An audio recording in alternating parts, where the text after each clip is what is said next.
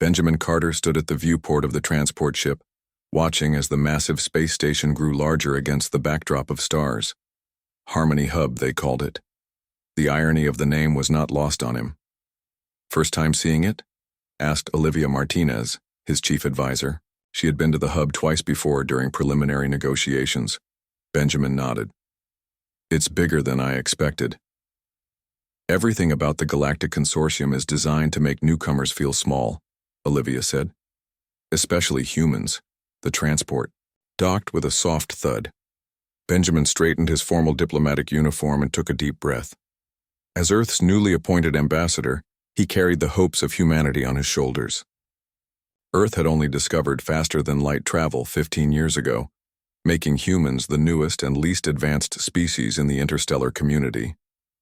Gregory Jones, the security officer assigned to Benjamin's team, checked his sidearm discreetly. "Remember, sir, the Juraxians will be watching your every move. They don't believe we belong here." Benjamin smiled tightly. "Then we'll just have to prove them wrong." The airlock hissed open. 3 tall, blue-skinned aliens with elaborate silver markings on their faces waited on the other side. The one in the center stepped forward. "Ambassador Carter, I am Vextor, your assigned liaison. The Juraxian Empire welcomes humanity's representative to Harmony Hub." The words were polite, but the tone was cold. Benjamin offered the formal greeting he had practiced for weeks. "The people of Earth thank the consortium for this opportunity to join the galactic community." Vextor merely nodded and turned. "The opening assembly begins in 2 hours. I will show you to your quarters." As they walked through the vast corridors of the station, Benjamin observed the diversity of alien species. Some looked almost human, with minor differences, while others were so strange he could barely comprehend their forms. All of them seemed to give the blue-skinned Juraxians a wide berth. "The Juraxian Empire has led the consortium for over 3,000 years, Vextor explained as they walked. "We maintain peace between hundreds of species. Without our guidance, the galaxy would fall into chaos." Benjamin noticed how other species lowered their eyes when Juraxians passed. It wasn't respect he saw in those gestures. It was fear. Their quarters were small but functional. As soon as Vextor left, Olivia activated a device that swept the room for listening devices. "Clear," she said after a moment. "For now, at least." Benjamin sank into a chair. "They really don't like us, do they?" "We're unpredictable," Gregory said, checking the room's security systems. "Humans achieved in decades what took other species centuries. That makes the Juraxians nervous." 2 hours later, Benjamin entered the Grand Assembly Chamber. Thousands of representatives from across the galaxy sat in tiered rows around a central speaking platform. The Juraxians occupied the highest tier, looking down on everyone else. Benjamin took his seat in the lowest tier reserved for new member species. The assembly began with announcements and reports that meant little to him. Then a small, fragile-looking species was called to the center platform. "The Nebulon delegation will now hear the Empire's judgment regarding their trade violations," announced a Juraxian official. The Nebulan representative trembled visibly. "Great Empire, we ask for mercy. The failure to deliver the specified minerals was due to a natural disaster on our mining colony. We lost many workers." "The terms of the agreement were clear," interrupted Lord Tharzek, the Emperor's representative. His voice boomed through the chamber. "The penalty for failure is the surrender of your outer colony worlds to Imperial management for 1 full cycle." Benjamin frowned. The punishment seemed extremely harsh for what sounded like an unavoidable circumstance. Without thinking, he pressed the button requesting permission to speak. A surprised murmur ran through the assembly. New species rarely spoke at their first meeting. Lord Tharzek looked down with cold eyes. "The human wishes to speak. How unusual. Proceed." Benjamin stood and walked to the central platform. "Thank you, Lord Tharzek. I am new to consortium procedures, but it seems that punishing the Nebulans for a natural disaster is unjust. On Earth, we have provisions for such circumstances in our agreements." The chamber went silent. Then Lord Tharzek laughed, a harsh sound that echoed through the vast space. "How charming.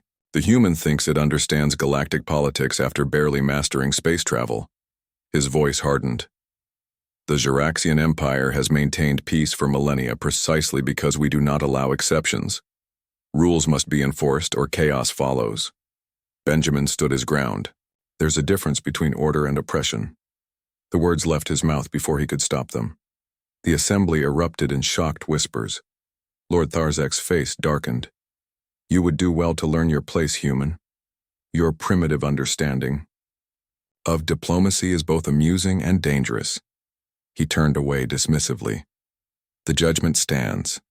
The Nebulon outer colonies are now under Imperial control. Benjamin returned to his seat, feeling the eyes of the entire assembly on him. Olivia leaned close.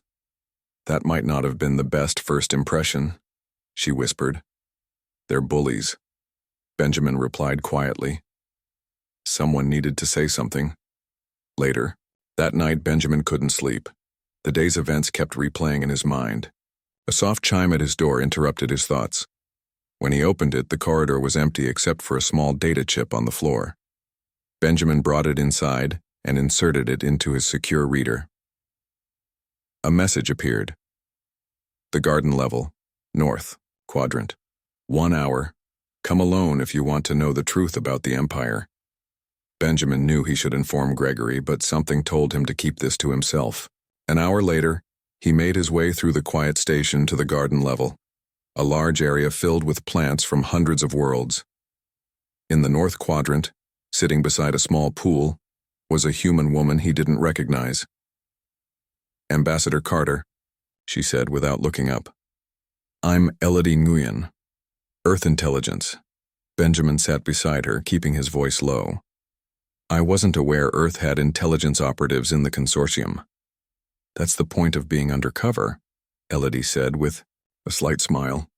I've been embedded here for 3 years. What's this about? Elodie handed him another data chip. Everything you need to know about what the Juraxians really are. They're not peacekeepers, they're conquerors. They manipulate species against each other, stage conflicts, and restrict technological development to maintain their superiority. Benjamin stared at the chip. That's a serious accusation. It gets worse, Elodie said, her eyes hard. They've been targeting Earth specifically. Those pirate attacks on our outer colonies, those weren't pirates. That was the Juraxian Special Forces. Benjamin felt cold. Why would they? Because we're advancing too quickly, Elodie cut in. And this is their next move. She activated a small projector showing detailed plans for what appeared to be a military operation. They're planning to stage a terrorist attack on our outpost in the Tau Ceti system, then offer protection that would effectively make Earth a vassal state. Benjamin studied the plans, feeling sick. When? 2 weeks, Elodie said, shutting off the projector. They think humans are like all the others, that we'll accept their dominance because we have no choice. She looked at him intently. They've severely underestimated humanity. Benjamin closed his fist around the data chip. Yes, he said quietly. They have. For 2 weeks, Benjamin barely slept. Every night he met with Elodie in different locations around Harmony Hub, gathering more evidence of Juraxian betrayal. During the day, he attended consortium meetings, watching the Empire's representatives with new eyes. We need allies, Benjamin said during one of their secret meetings. Earth can't stand against the Empire alone. Elodie nodded. I've arranged a meeting with someone who might help. The next day she introduced him to Ambassador Vera Blake from the human colony of Proxima Centauri. Unlike Earth's main government, Proxima had been keeping closer tabs on Juraxian movements. The Empire has been building up forces near 3 of our outposts, Vera told Benjamin, showing him data on her secure tablet. They're preparing for something big. The attack on Tau Ceti is just the beginning, Benjamin realized. They want to bring all human settlements under their control. Vera's expression hardened. Not if we strike first. Over the next few days, Benjamin reached out to representatives from other species who had suffered under Juraxian rule. Many were too afraid to speak openly, but some shared their own stories of imperial manipulation and control. The Duraxians told of how the Empire had introduced a disease to their agricultural worlds, then offered the cure in exchange for mining rights. The Kalari showed evidence that Juraxian agents had assassinated their peace-minded leaders and blamed it on rival factions. With each new piece of evidence, Benjamin's anger grew. But he knew anger alone wouldn't be enough. He needed a plan. Dar. Next full assembly is in 3 days, Olivia reminded him during a private meeting in their quarters. All consortium members will be present, including the Emperor's High Council. Benjamin nodded. Then that's when we make our move. Gregory looked concerned. Sir, once we do this, there's no going back. We'll be at war with the most powerful empire in the galaxy. They already decided on war, Benjamin said quietly. They just didn't bother to tell us. On the day of the assembly, Benjamin dressed in his formal diplomatic uniform. As he prepared to leave their quarters, Olivia handed him a small device. This will bypass their security protocols and allow you to display the evidence on the main projection system, she explained. But you'll only have a few minutes before they shut it down. Benjamin slipped the device into his pocket. A few minutes should be enough. The assembly hall was more crowded than usual. Benjamin noticed additional Juraxian guards stationed around the perimeter. As he took his seat, he saw Vera Blake enter with her delegation. She gave him a slight nod. Lord, Tharzek called the assembly to order. Today we address the ongoing situation in the Pelion sector. But first, does any representative wish to bring forth other matters? Benjamin pressed the button to request speaking time. There was a murmur of surprise when Lord Tharzek acknowledged him. The human wishes to speak again. This should be amusing. Proceed, Ambassador Carter. Benjamin walked slowly to the central platform. Every eye in the vast chamber was on him.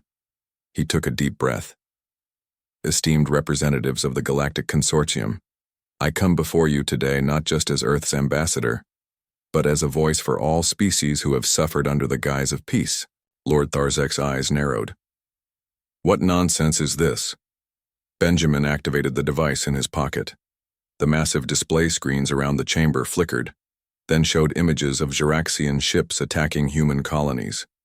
For thousands of years, the Juraxian Empire has maintained the illusion of peace while orchestrating suffering. Benjamin's voice grew stronger. These are not pirate attacks as we were told. These are Imperial warships targeting human settlements. The chamber erupted in shocked voices. Lord Tharzek shouted for order, but Benjamin continued.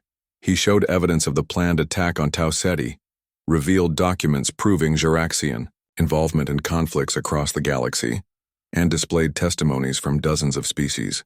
The Empire doesn't preserve peace, Benjamin declared. It preserves control. It keeps other species fighting each other so none can challenge Juraxian rule. Lord Tharzek finally managed to cut the display. His blue face had turned almost purple with rage. This is fabricated evidence. The human is lying to create discord. Am I?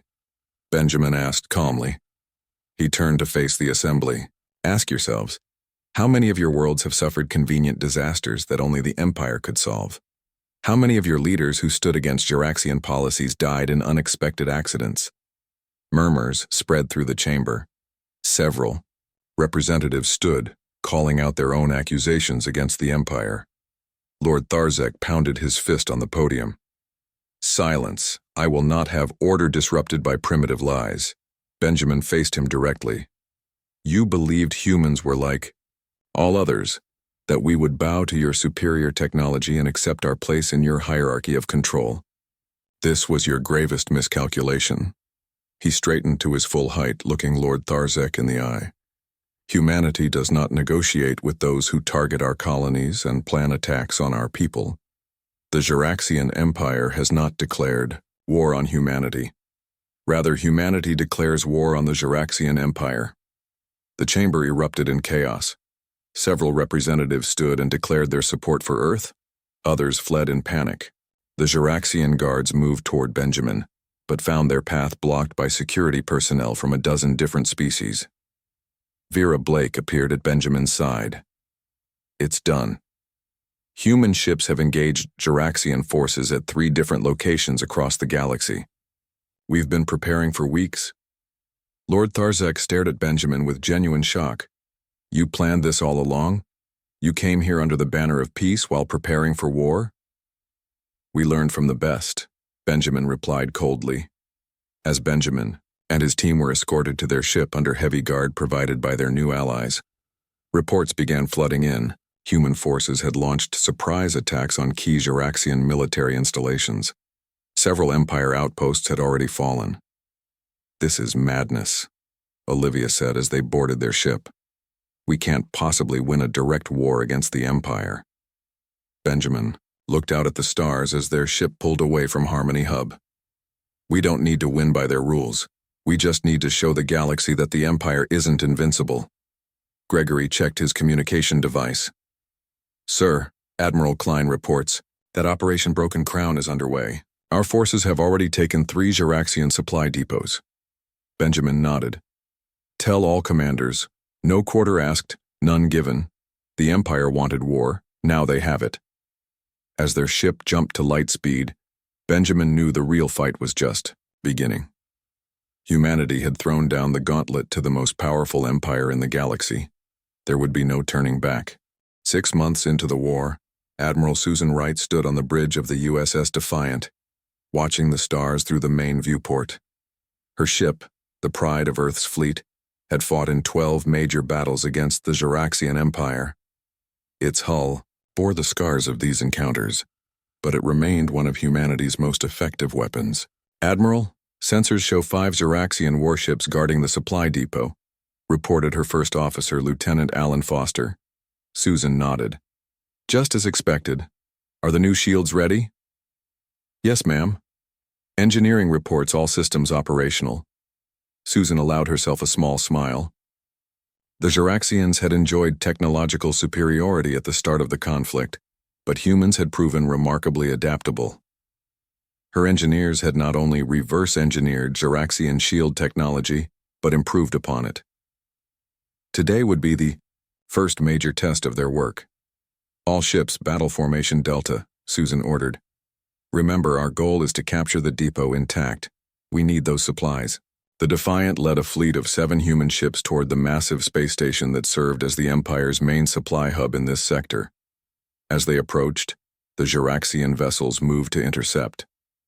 They're charging weapons, Alan reported. Hold course, Susan said calmly. Let them fire first. The lead Juraxian ship launched a barrage of energy blasts. The shots hit the Defiant's new shields, which glowed bright blue but held firm. Shields at 92%. Alan reported with surprise. The modifications worked. Susan leaned. Board, now it's our turn. All ships engage. The human fleet surged forward, returning fire with precision. The Juraxians, expecting their first volley to cripple the Defiant, were caught off guard by the human counterattack. Within an hour, 3 Juraxian ships were disabled, and the remaining 2 had retreated. The supply depot was in human hands. Susan's crew secured their prize. She received an urgent communication from Earth Command. Admiral Wright, your recent victory is excellent news, said General Frank Morrison. But we need the Defiant for another mission. Ambassador Carter has requested your support for a critical diplomatic meeting. Susan raised an eyebrow. Diplomatic meeting? In the middle of a war? Not exactly, Morrison replied. He's building a coalition. You're to escort him to Talaris. The details are classified, even on this channel. 2 days later, the Defiant arrived at Talaris, a mineral-rich world that had maintained neutrality in the conflict. Susan met Benjamin Carter in the ship's conference room. The former ambassador looked different from the diplomatic images she had seen. His face was thinner, with a fresh scar running along his jaw, and his eyes held a hardness that hadn't been there before. Admiral Wright, Benjamin greeted her. Thank you for coming. Your recent victory has given us perfect timing for this meeting. What exactly are we doing here, Ambassador? Building the alliance that will win this war, Benjamin said. Representatives from 17 previously neutral species are waiting to meet us. They're ready to join our cause, but they need reassurance that we can actually defeat the Empire. And that's where my ship comes in? Benjamin nodded. The modified shields. The successful raid. These are the first clear signs that humanity can overcome Juraxian technology. The meeting took place in an ancient stone hall beneath Talaris's central mountain. Species of all shapes and sizes filled the chamber, watching cautiously as the human delegation entered. Benjamin took a position at the center of the hall. Friends, you all know why we're here. For too long, the Juraxian Empire has ruled through fear and manipulation. Humanity chose to stand against them, and now we invite you to stand with us. A tall, crystalline being stepped forward. Your courage is admirable, human. But courage alone cannot defeat the Empire's technology. They have ruled for thousands of years because none can match their power. That's where you're wrong, Benjamin replied. He nodded to Susan, who activated a holographic display showing technical schematics of the new shield system. Humans have only been in space for a few decades, Benjamin continued. While the Juraxians and most species developed their technology, gradually over thousands of years, humanity compressed centuries of advancement into mere decades. He walked around the display pointing to specific components. We don't just use technology, we reimagine it. The Juraxians built their empire on the assumption that technological advancement follows a fixed path. We proved them wrong, the Yao delegates murmured among themselves, studying the display with growing interest. Meanwhile, across the galaxy, Lieutenant Patrick Summers led a small team on a much different mission. His 5-person Special Operations Unit had infiltrated a heavily guarded Juraxian research facility on the moon of Drastus. According to intelligence, the main lab is 2 levels down, Patrick whispered to his team as they moved silently through the dimly lit corridors. What exactly are we looking for? Asked Sergeant Nicole Davis. Not sure, Patrick admitted. Intelligence received fragments of data suggesting the Empire's most advanced tech is hidden here. We're to grab anything we can and get out. They reached the main laboratory without being detected. Inside, they found strange cylindrical tanks filled with glowing blue liquid. Each tank contained what appeared to be a brain, connected to the facility's computer systems by countless thin wires.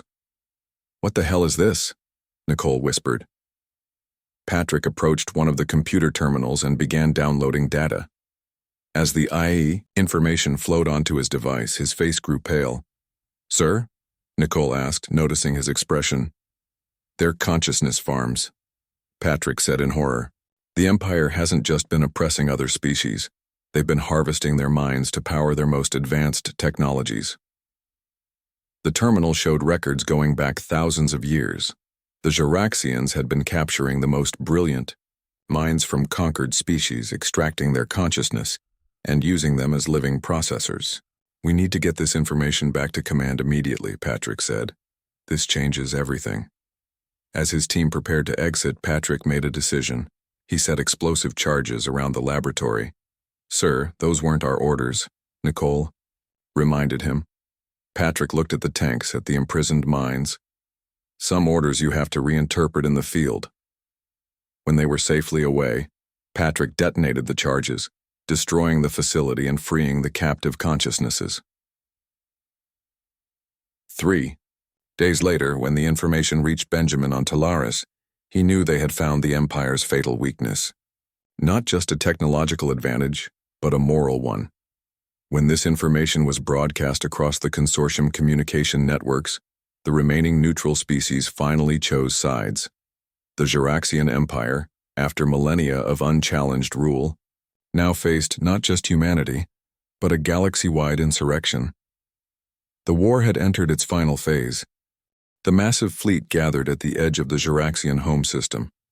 Over 300 ships from 26 different species formed battle groups around the human vessels at the center. On the bridge of the USS Defiant, Admiral Susan Wright studied the tactical display with carefully controlled emotions. The Juraxian defense fleet is twice our size, reported Alan Foster. But our intelligence suggests their morale is low. The revelation about the consciousness farms has caused unrest even among their own people. Susan nodded. Are the communication channels open to all our allied ships? Yes, Admiral. Susan took a deep breath and activated the fleet-wide communication system. This is Admiral Wright to all ships. Today we fight not just for our own freedom, but for all species who have suffered under Empire rule. Many of us have different reasons to be here, different histories and grievances. But today, we have one purpose: to end the Jiraxian Empire's control of the galaxy. She paused, looking at the faces of her bridge crew. The humans have a saying: the arc of the moral universe is long, but it bends toward justice. Today, we bend it ourselves. All ships, battle formation Omega. Commence. The attack. The Allied fleet surged forward toward the Jiraxian homeworld. The space between the fleets lit up with weapons fire. The battle had begun. While the space battle raged, a small diplomatic shuttle carrying Benjamin Carter and a team of representatives from the Allied species approached the planet from a different vector. Their mission was separate from the main attack. A final attempt to end the war without destroying the entire Jiraxian civilization. Benjamin sat quietly as the shuttle navigated through the planet's defenses, using codes provided by Jiraxian rebels who opposed the Emperor. His face showed the toll of the war, new scars from assassination attempts, dark circles under his eyes from too many sleepless nights. Olivia Martinez, still at his side after all these months, checked the communication device. We've received confirmation. Emperor Kroval has agreed to meet us in the Imperial Palace. Benjamin nodded. He knows he's losing. The question is whether he's desperate enough to negotiate or desperate enough to try something foolish. The shuttle landed in a guarded courtyard at the center of the vast Imperial Palace. Benjamin and the Allied representatives were escorted through gilded hallways decorated with trophies from 1,000 conquered worlds. The wealth and opulence of the surroundings stood in stark contrast to the suffering the Empire had caused across the galaxy. They were led to a massive chamber with a domed ceiling painted with scenes of Jiraxian military victories. At the far end, seated on an elevated throne, was Emperor Kroval.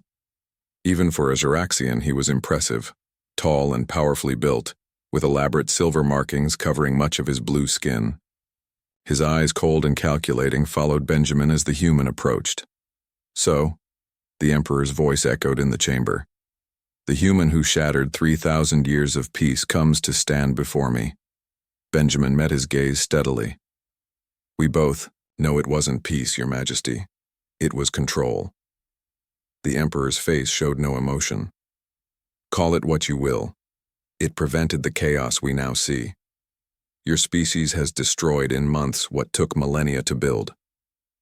"We didn't destroy it," Benjamin countered. "We exposed it for what it really was, a system built on the suffering of countless beings." From outside, they could hear distant explosions as the battle continued in orbit. Emperor Kroval glanced toward the sound, then back to Benjamin. "State your terms, human. That is why you're here, is it not? To dictate terms to the Empire that has ruled since before your ancestors learned to make fire." Benjamin stepped forward and placed a data device on the floor between them. It projected the terms in Jiraxian script into the air. The Jiraxian Empire will be dissolved. All colonies will be granted independence. Those responsible for war, crimes, including the consciousness farms, will face justice. The Emperor laughed, a harsh sound devoid of humor. "And why would we accept such terms? Even now, our forces outnumber yours. We may lose this battle, but the war would continue for years. Millions more would die on both sides." "Because of this," Benjamin said quietly. He removed a small device from his pocket and activated it. A new hologram appeared, showing technical schematics unlike anything the Emperor had seen before. "Your empire has ruled through technological superiority and fear," Benjamin explained. "But while you've been fighting this war, Earth's scientists have been working. This device contains the complete schematics for technology that renders your weapons, your shields, and your faster-than-light drives obsolete." The Emperor studied the schematics, his expression unchanging, but a flicker of something, perhaps fear, showed in his eyes. "We could have used this to annihilate your species," Benjamin continued. "We've had it for weeks, but that's not who we are. Instead, we're offering you the chance to join a new galactic federation as equals.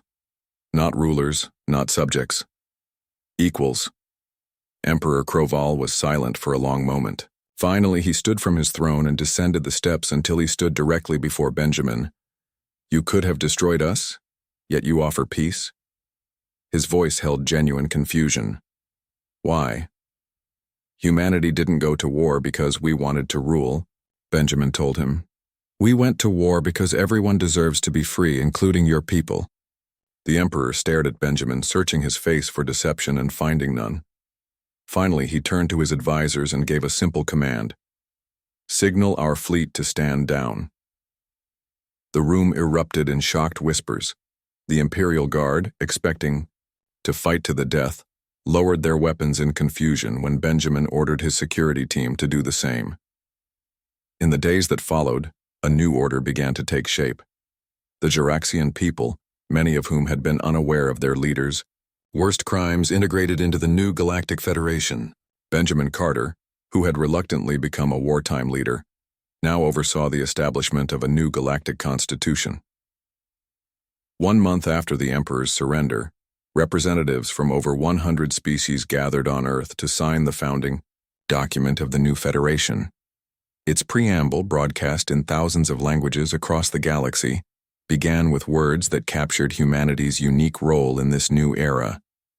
"We came to the stars last, but we brought with us something the galaxy had forgotten: the uncompromising belief that freedom is the right of all sentient beings."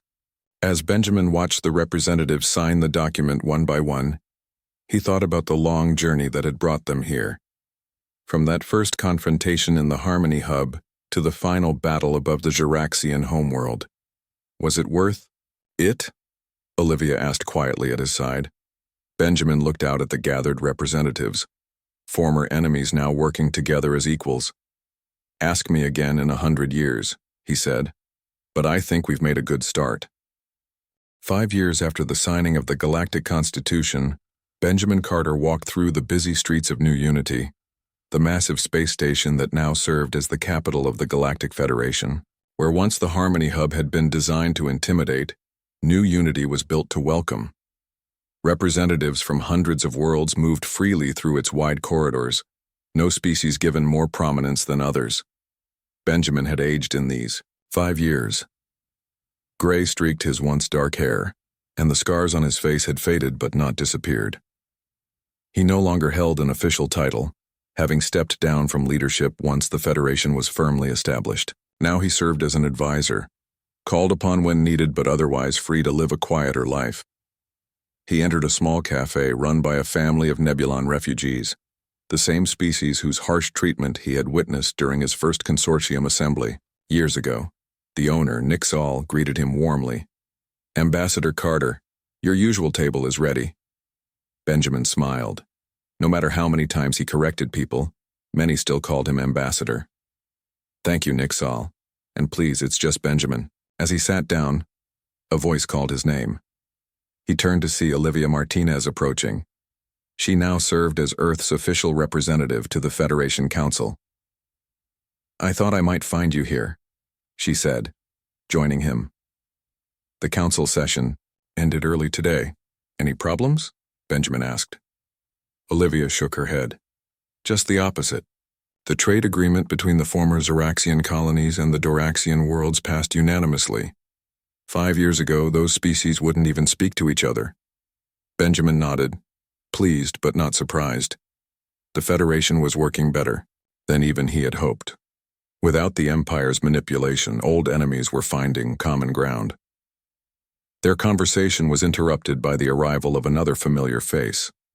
Gregory Jones, once Benjamin's security officer, now headed the Federation's peacekeeping force. "Sorry to disturb your lunch," Gregory said, his expression serious. "But there's something you both need to see." He led them to a nearby security office where several officers monitored screens showing different parts of the station. One screen showed a recorded message from a Juraxian wearing the uniform of the former Imperial military. "The Federation claims to stand for equality, but some species remain more equal than others," the Juraxian said. "Humans dictate policy while pretending to be just one voice among many. The true legacy of the Empire cannot be erased so easily. The Purity faction will restore proper order to the galaxy." The recording ended with the symbol of the former empire, overlaid with a new emblem. This message was broadcast on several Federation worlds, Gregory explained. We've identified the speaker as Admiral Dextar, formerly one of Emperor Kroval's top military advisors. He disappeared after the surrender. Benjamin frowned. How much support does he have?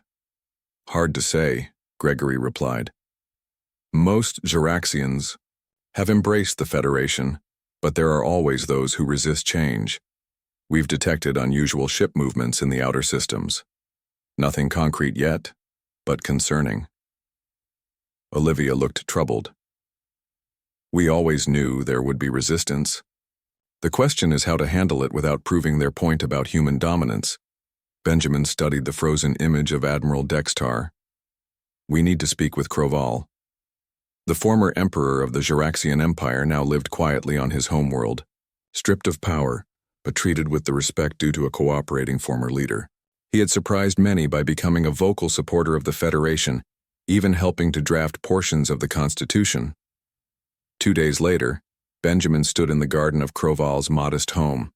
The former ruler tended to exotic plants from across the galaxy, a hobby he had only discovered in retirement. Admiral Dextar, Kroval said when Benjamin explained the reason for his visit. I should have anticipated this. He was always the most devoted to the idea of Jiraxian superiority, even more than I was. Do you believe he poses a serious threat? Benjamin asked. Kroval considered the question. Not in the way you might think. He lacks the resources for open war, but he is clever and patient. He will seek to divide, to create doubt. His greatest weapon will be the Federation's own principles of free speech and open debate. What would you suggest? The former emperor smiled slightly. You continue to surprise me, human, seeking advice from your former enemy. That's how the Federation works, Benjamin replied simply. We learn from each other. Kroval nodded. Then listen carefully. Do not make Dextar a martyr. Do not silence him. Instead, expose him. He speaks of inequality while plotting to restore a system that was truly unequal. Show the galaxy what the Empire really was, not through human eyes, but through the experiences of all species. Benjamin considered this. A truth commission. Public hearings where those who suffered under the Empire can share their stories. Yes, Kroval agreed, and I will testify first. The announcement of the Galactic Truth and Reconciliation Commission caused a sensation across Federation space. For the first time, the full history of the Empire would be openly examined. Some feared it would reopen old wounds, but most recognized the necessity of confronting the past. The first hearing was held 3 weeks later in the Great Assembly Hall of New Unity. Representatives from all Federation worlds attended, and the EIDO proceedings were broadcast across the galaxy. Former Emperor Kroval was the first to speak.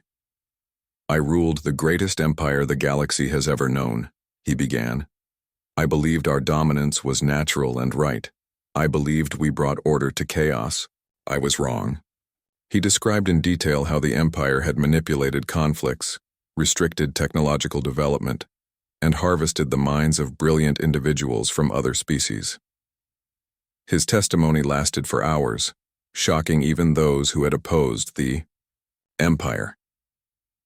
When he finished, a young Jiraxian woman stood up from the audience. How can you betray our people like this? She demanded. You speak of crimes, but the Empire protected us. Now we are just one voice among many, our greatness forgotten. Benjamin recognized the tactics of the Purity faction, attempting to disrupt the proceedings. But before he could respond, Kroval addressed the woman directly. Our greatness was built on the suffering of others, he said. That is not greatness at all. True greatness comes from what we create, not what we control. The Federation has given us the chance to be truly great for the first time. The woman had no response to this. As she sat down, Benjamin noticed other Jiraxians in the audience nodding in agreement with their former leader. Over the following weeks, the hearings continued.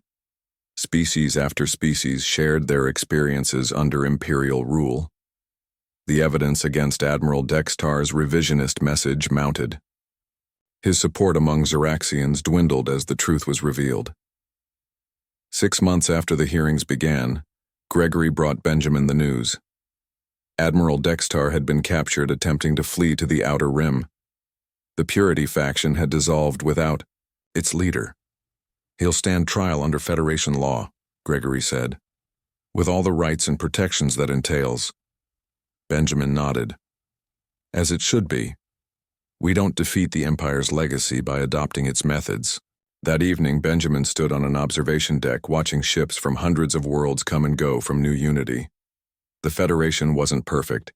There were still disputes, still prejudices to overcome. But for the first time in millennia, the species of the galaxy determined their own futures. Olivia joined him at the viewport. I just received word from Earth. They're naming the new diplomatic academy after you. The Carter Institute for Galactic Relations. Benjamin smiled slightly. I hope they teach that sometimes diplomacy means knowing when to declare war, and sometimes it means knowing how to build peace after the fighting stops. They will, Olivia assured him. Your story will be told for generations. Benjamin looked out at the stars. Not my story, humanity's story. We came to the stars last, but perhaps that gave us the perspective the galaxy needed.